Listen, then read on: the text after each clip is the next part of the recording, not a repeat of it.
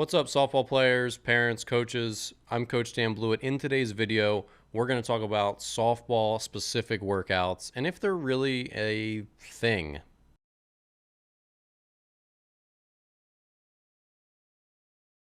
So if you're new here, I'm Coach Dan. I do tons of softball throwing videos, strength training videos, arm care, mental stuff, mindset, all that. So if you're new here, definitely subscribe, hit the notification bell. There's lots of resources, including my throwing courses, all that good stuff in the video description below. So in today's video, we're going to talk about softball pitcher workouts. And so here's the thing. I owned a baseball and softball academy for 9 years. It was called Warbird Academy. It was located in Illinois. I sold it in 2019, and now I do most of my coaching online. I still have a strength program. I do work with players and clinics all over. So my thing with softball specific training is definitely a thing. It's very good. It's very important. That should be obvious to everyone. Like, there's a very big difference between a softball specific strength and conditioning program and like a CrossFit program or just a general fitness program or a power lifters program or a basketball players program. There's a big difference in sport specificity between softball and baseball and other sports.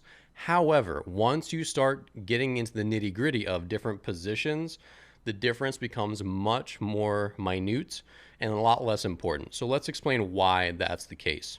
So again, softball specific is a thing. It's very important. And basically in a softball specific strength training program, you're going to focus on rotation a lot because obviously you hit and you throw and you pitch, and all those are very heavy on core rotation, right? So being explosive, also having good core stability, those are really important things for being a good softball player. So if you want to throw harder, hit the ball harder, increasing your core rotational strength and your explosiveness in rotational exercises like throwing medicine balls, all that good stuff, it's really important.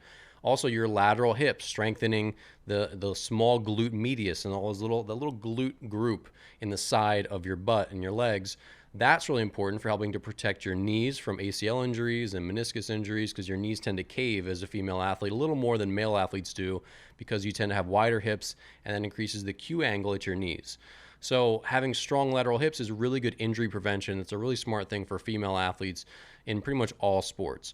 So that's another thing that makes it softball specific, because you're changing direction a lot as an infielder, outfielder, especially as an infielder.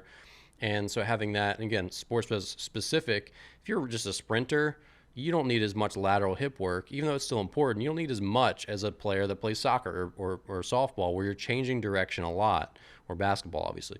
So that's really important, and that's, again, a piece of softball-specific training. Obviously, your posterior chain, which is the back of your legs, your hamstrings, your glutes, those are really important for hitting the ball harder, for pitching harder, for sprinting faster. So posterior chain work is really important in a softball program. And again, that's going to be important in most athletes' programs, but it's definitely a big focus in softball. And then the last two big things that make a program softball specific are grip strength and rotator cuff strength. So grip strength, obviously, because you're holding a bat, you're throwing a ball, your forearms and your fingers, that strength and that endurance is important for helping to protect your elbow, number one. And for just, that's the last thing on the ball when you throw it, and your hands are on the bat when you swing it. So there's definitely a training effect there for getting stronger fingers, forearms, and grip strength. And then rotator cuff, the group of muscles that controls your shoulder and keeps it strong and stable. That's obviously going to improve your performance in throwing. It's going to keep you healthier throwing. It's going to help, you can make it a long 4-game weekend because you've got good stability and endurance in your shoulder. Whereas girls that are untrained and have really weak shoulders, where they have some instability issues, they're going to have arm pain crop up a lot faster than those who, are well trained and have a really strong, stable rotator cuff. So those are the big elements that make a softball player as a whole, like any position, softball, that makes their program softball specific. Now, when you start talking about making a workout just catcher specific or just infielder specific or just pitcher specific, which is the focus here today, there's not that much that's going to go beyond that. And that's because hitting is really important, pitching is really important, throwing is really important. But they all have very similar actions. So when you really start to break down a swing versus an overhand throw, they're very similar in the way the hips move, in the way you stride out using your lateral hips, you stride sideways, right? The way you produce power in a swing and an overhand throw and an underhand windmill pitch, they're all very, very similar. So when you start saying, like, well, what makes it pitcher specific?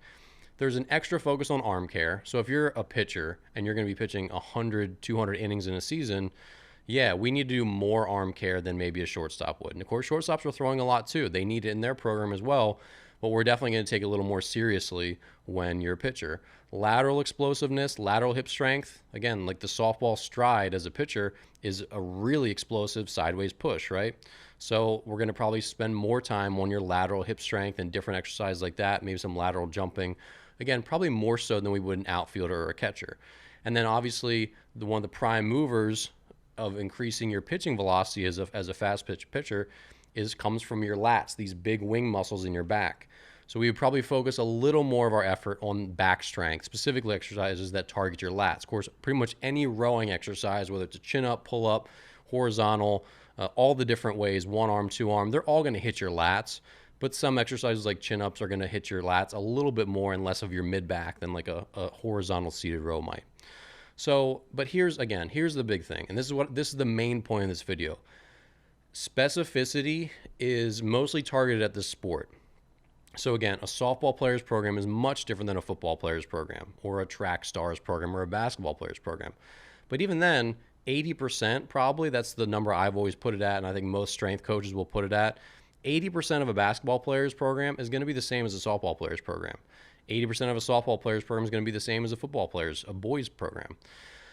The last 20% is what makes it specific. So again, here with softball, the last 20% is rotational emphasis, rotator cuff emphasis, right? Lateral emphasis, that kind of stuff. But again, because hitting is so similar to throwing and pitching, there's not that much of a difference. It's not like we really need to get granular down to the specifics of each individual pitching or each individual position. So my takeaway here for you as a parent who's trying to get their best for their kid, or an athlete who's trying to figure out what's best for me, get a strength coach or use my program. There's links in the description below to my early work strength program. Get a program that's softball specific. It should have a lot of rotational core work in it. It should have a lot of lateral hip stuff in it. It should have a lot of glutes and hamstrings in it. It should have some squats in it, right? It should have some deadlift variations and a lot of rowing and a lot of push-ups too. But you don't need to get into the nitty-gritty of it being like a pitcher-specific program in the vast majority of instances. Arm care is what makes it very pitcher-specific. Again, a lot of lat exercises for your back and a lot of lateral stuff. But again, those are all good for pretty much any position on the field. Sure, as a catcher, there might be some special fun stuff, some different conditioning you might do to make it, have a little bit more legs beneath you for a long game or long weekend catching. But again, those are just like little tiny things, especially if you're a young player, if you're between 12 and 18. You're not going to be well-trained enough and strong and physical enough yet to where you really need to worry about the last little details of your strength program. Really, you just need to be in the weight room 2 to 4 days a week, really more like 3 to 4 days a week, and being on a quality program with quality coaching. And that's going to be the biggest bang for your buck. Worrying about that last little bit that makes it position specific is really nothing that's going to be important. All right. So hopefully this video helped. Again, I'm Coach Dan. I do tons of videos here on my Snap Softball channel. So definitely subscribe if you're new here. Hit the notification bell. Sign up for my email list. I send out a weekly email with new articles and videos and stuff like that. So I'd love to have you on that as well. Thanks for watching, and I'll see you in the next video.